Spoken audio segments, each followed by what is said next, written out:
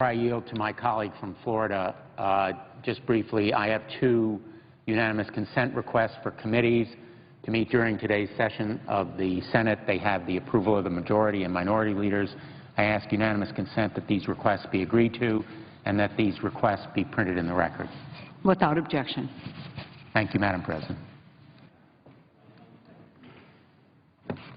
Madam President. The senator from Florida. Madam President, clearly the issue we're facing here with regards to the budget, Obamacare, the debt ceiling, this is a very important issue. And in the hours and days to come, I'll have a lot more to say about it. And I've waited over the last few days, because of the urgency of the issue that confronts us domestically, to reserve my comments on the issue of Iran. But I felt at this point, reaching today, I could no longer wait to speak out on it. And so if my colleagues here would indulge me for a few moments, I wanted to talk about it, because as serious as the domestic challenge we face may be with regards to our budget, the debt limit, the spending, Obamacare, we have another crisis brewing, one that goes to our national security interests, one that, quite frankly, for the most part, unites us across the aisle, and that's the issue and the threat that Iran's nuclear ambitions pose to the world. The reason why I felt I could no longer wait to address this is because I believe, as many of you do, that the world is entering a crucial time in the international efforts to stop Iran's nuclear program. On September 24th of this year, I, along with a group of other senators, wrote to the President, and we expressed our concerns about reports that the administration was contemplating making a fresh new series of offers to Iran. In that letter, we said that Iran must not be allowed to develop a nuclear weapon, and that if, God forbid, it becomes necessary, we could support the use of military force to prevent an Iranian bomb, and that Iran must not be allowed to maintain any indigenous enrichment capability, and that now is not the time to suspend sanctions, but to increase them on the Iranian regime. You see, all of us would like to wake up tomorrow to the news that the Ayatollah has decided to abandon his nuclear weapons ambitions, but it's especially imperative on matters of national security that we not be guided simply by our hopes. We must be guided by reality. I think this is true in life in general, but it is especially true and important on issues of national security that we be guided by reality. And that reality is that no matter how much Iran's political leaders say that they do not have plans for a nuclear weapon, their actions say something else. They've dramatically increased their ability to enrich uranium, and they continue to spend millions of dollars to expand their nuclear program and to develop long-range missiles, which threaten not just Israel and Europe, but eventually the United States. The only reason why you put so much money and time into developing long-range missiles is to put a nuclear weapon on them. And that's what they've been doing. They've been developing this missile capability. Now, recently we've heard all this new talk about how there's a new president in Iran and he might be a reformer. We hope so. But this is also the same person who in the past has bragged about how he has fooled the world before and bought time for Iran's enrichment capacity to increase. And in the end, by the way, even if he is a reformer, he is not the ultimate decision maker, nor is the foreign minister or any of these other civilians in their government. The ultimate decision maker is Iran's so-called supreme leader, Ali Khamenei. And so far, no one has accused him of being a reformer. Now, Iran's leaders are making noises about negotiating with the world now because over the last few years, the United States and the European Union have imposed very significant sanctions on Iran. And these sanctions are starting to hurt the Iranian regime. It's hurting, though it hasn't stopped, their ability to export terrorism around the world. It's hurting, though it hasn't stopped, their ability to buy parts for their nuclear program and for their missile program. And so you want to understand why they're doing all this now, what their plan is. It's not that hard to understand. What they're trying to do is they're trying to get us and the world to agree to weaken the sanctions without them having to agree to any concessions that are irreversible, to any concessions that irreversibly block their ability to one day build that weapon. This ambition of theirs, this plan they have, is clear as day. They are trying to figure out if they can get these sanctions suspended or lifted without giving up too much. And then at some point in the future, when the world has moved on, when we're focused on other things, They can then make their move to build their bomb. By the way, this is the model that North Korea employed over a decade ago. They used a combination of belligerence and pretended negotiations to buy the time and the space. And now they are a nuclear power, and they continue to develop their rocket technology, which doesn't just threaten South Korea and Japan, but the west coast of the United States and potentially one day the entire country, our entire country. So this is why, as these talks between the so-called P5+1 group of nations and Iran have restarted, that we are at a critical juncture. Yes, we should talk to Iran. We should see if they are serious. But we cannot, under any circumstances, put at risk the hard-earned leverage that took so long to put in place and assemble. First, we need to remember who we're dealing with here. We are talking about a regime that has earned the distrust of the entire world through its secret nuclear program, a regime that admits foul play only when they're caught red-handed, a regime that supports terrorism, that has for decades been responsible for the killing of Americans, and has an active hand in the fueling conflicts that destabilize its neighbors. That this is a regime that brutalizes its own people, and it denies them their basic freedoms. This is the regime, by the way, that plotted to assassinate the Saudi ambassador in this city, in Washington, D.C. Given this record, the erosion of trust in Tehran is simply too great. And so the United States must look long and hard at what Iranian actions could qualify as what the administration likes to call credible confidence-building measures. And I say this, because of who we are dealing with here, sanctions on Iran should not be lifted or suspended until they agree to completely abandon any capability for enrichment or reprocessing. Iran has a right to a peaceful civilian nuclear energy program, but they do not have the right to enrich or reprocess. Holding this line is especially important in light of Iran's repeated and blatant disregard for international obligations in the past and even to this day. And even a limited enrichment program and possession of sensitive reprocessing technologies, that's unacceptable too, because the risk that such a program would once again be abused by Iran in the future for nefarious and dangerous purposes. Suspending sanctions before Iran doesn't just suspend but abandon enrichment would give them, the Iranian regime, exactly what they want, an eventual path to a nuclear weapon. And sanctions relief at this time would allow them to make advances on their broader strategic objectives in their region, like propping up the Assad regime in Syria, like continuing to destabilize Iraq, like supporting terrorist groups like Hezbollah in Lebanon. We cannot allow the #1 exporter of terrorism in the world this opportunity. Until Iran agrees to abandon enrichment and reprocessing, not only should we keep the current sanctions, but the Congress should move to implement a new round of additional sanctions without delay. And I would say that at some point, Congress should consider making it very clear that if it becomes necessary, the President of the United States should reserve the right to take military action to prevent Iran from continuing to advance its nuclear weapons program. The United States and the international community have succeeded in building and bringing Iran to the negotiating table through firm action, not through half measures. Now, I personally hope, as do all of my colleagues, that there is a diplomatic solution to this problem. But Iran does not have forever to prove that they are serious. We cannot allow them to use these talks to continue to buy time and space, as they have for the last decade, as North Korea did before them, to buy time and space so they can continue to develop their nuclear weapons capability. And we cannot allow them to use these talks to continue to spread terror, to undermine their neighbors, and to threaten our country or our allies in Israel and around the world. We cannot fall into their trap. Yes, we should be willing to talk, but talk alone should not slow down our actions.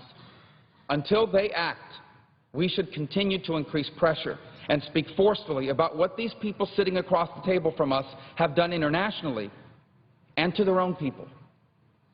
Otherwise, I truly believe that at some point in the future, we are going to wake up to the news that Iran has tested a nuclear weapon, and we may find ourselves stuck with the reality that they have the ability to put that weapon on a missile that can reach the United States. And if that day should ever come, God help us all. Madam President, I yield the floor. And I suggest the absence of a quorum. The clerk will read the roll. Mr. Alexander.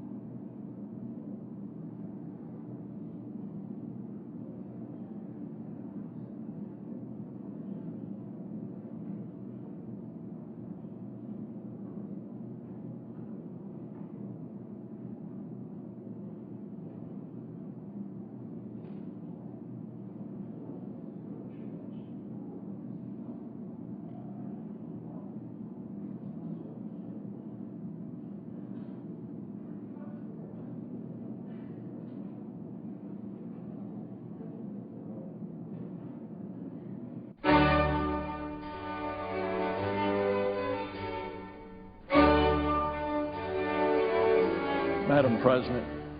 Senator from Florida. Madam President, I ask consent that the quorum call be lifted. Without objection. Madam President, you know when you're driving along and your children keep asking you, are we there yet? Are we there yet? That's an appropriate question. And I would think that we are there. Until now that we hear that the agreement that's hammered out between the two leaders here in the Senate, now all kind of changes want to be made down in the House of Representatives. Well, the countdown clock is ticking. The ominous sounds of default are being heard. The stock market, the New York Exchange, has reacted accordingly. Up on Friday, up again a little bit yesterday on the hopes, but today, with the new news, down, not a huge amount, but a significant amount. And it's reflective of this emotional roller coaster of what is at stake is the financial integrity of this country. And enough is enough. The ridiculousness ought to stop. Now let's go back and look where we've been over the course of the last 2 weeks. All of this started with a shutdown of the federal government, of which there are untold stories of hardship and deprivation that are going on. That ought to be enough to spur people to action to stop the shutdown. And what did the shutdown start with? It started with that a small group in the House, mainly folks that would affiliate with the Tea Party, decided that they want to take away the funding for the Health Care Reform Act, the Accountable Care Act. And as a result, they forced this shutdown. So in the course of the last 2 weeks, about a week goes by and that crowd sees that this is not working, and so they shift then their attacks to one of overall spending. But still, today, with the two leaders here in the Senate having basically come to an agreement,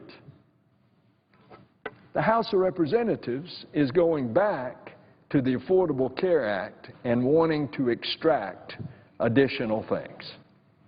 And all the time, the clock is ticking toward not only not being able to bring the government back into functioning, stopping the shutdown, but also the potential default that is looming. I really believe and I understand what our people in my state of Florida feel. They're fed up with this. It is so ridiculous. And yet, that is what our politics has come to.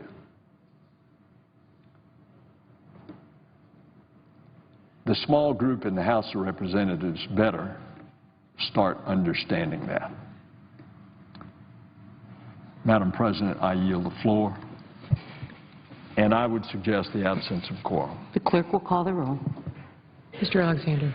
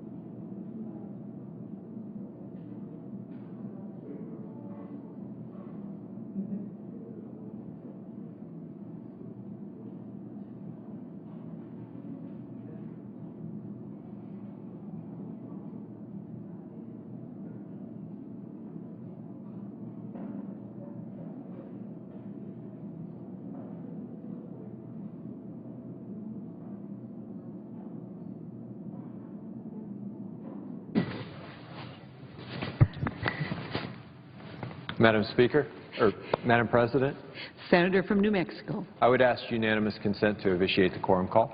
Without objection. Under the previous order, the Senate stands in recess until 2:15 p.m.